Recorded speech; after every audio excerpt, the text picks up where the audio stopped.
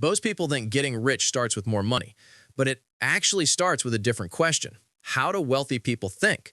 Because if money were the key, everyone with a six-figure salary would already be rich. Yet even people making $200,000 a year feel broke, while a janitor from Vermont quietly died with $8 million. The difference isn't income, it's mindset. And before we go further, yes, I know what you might be thinking. Not everyone can think like a billionaire, or I don't have enough money to start thinking that way. Both sound logical, but they're backwards. You don't grow into a new mindset after you get the money. You get the money because you adopt the new mindset early. Wealth follows identity. So in this video, we're going to move fast from $1,000 to $1 billion to see how your psychology evolves with each jump.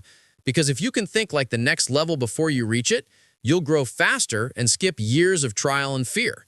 By the way, if this sounds interesting to you, tap like so YouTube knows to share it, and subscribe if you want more stories about money, mindset, and freedom. Let's start at the beginning, the $1,000 level. When you have $1,000, your main focus is survival. You're not thinking about growth, you're thinking about getting through the week without running out. Every purchase feels heavy. You hesitate before spending even on things you need. Money feels fragile. You ask, can I afford this? Instead of, what will this earn me later? That's because your brain is wired for safety. It's not a flaw, it's survival instinct. At this stage, fear looks like discipline. You budget tightly, avoid risk, and celebrate tiny savings.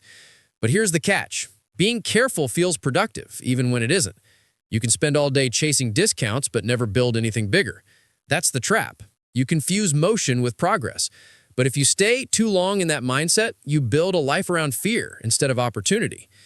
Here is the twist. Once you reach about $10,000, something shifts. You finally have breathing room. You're not terrified anymore.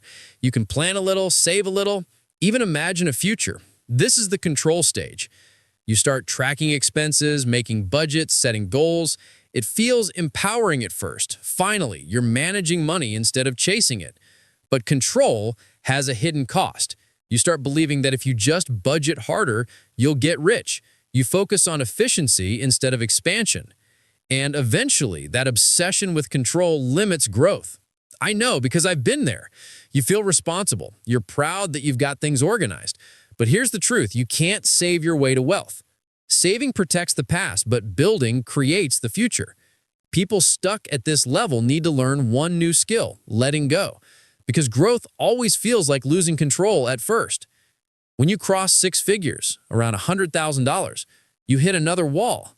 This is where consistency takes over. You've built habits that work. You live below your means, invest regularly, and keep your expenses in check. It's a good place to be, stable, safe, calm. But it's also a comfort trap. You start mistaking stability for success. You feel like you're doing great, and you are, but progress slows. Your income flattens, you realize working harder doesn't double your results anymore.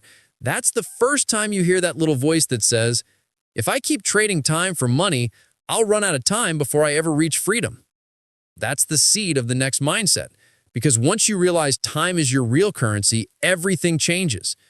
The million-dollar mindset is built around leverage. At this stage, you stop asking, what can I do, and start asking, what can I build? You learn to multiply your effort through systems, people, and capital.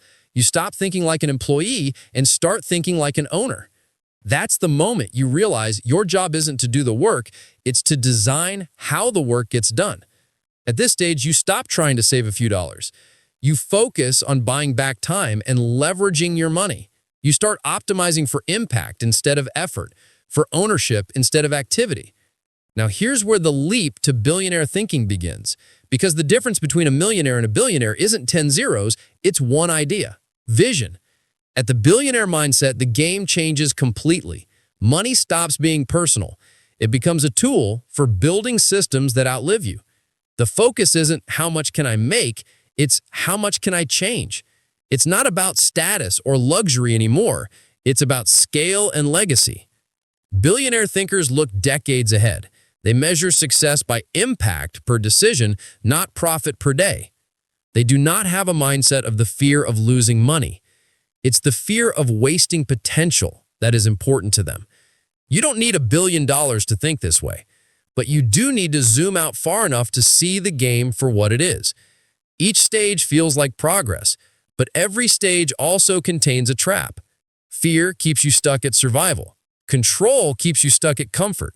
Consistency keeps you stuck at stability. Only leverage sets you free, and only vision makes it last. I hope this video gives you something to think about.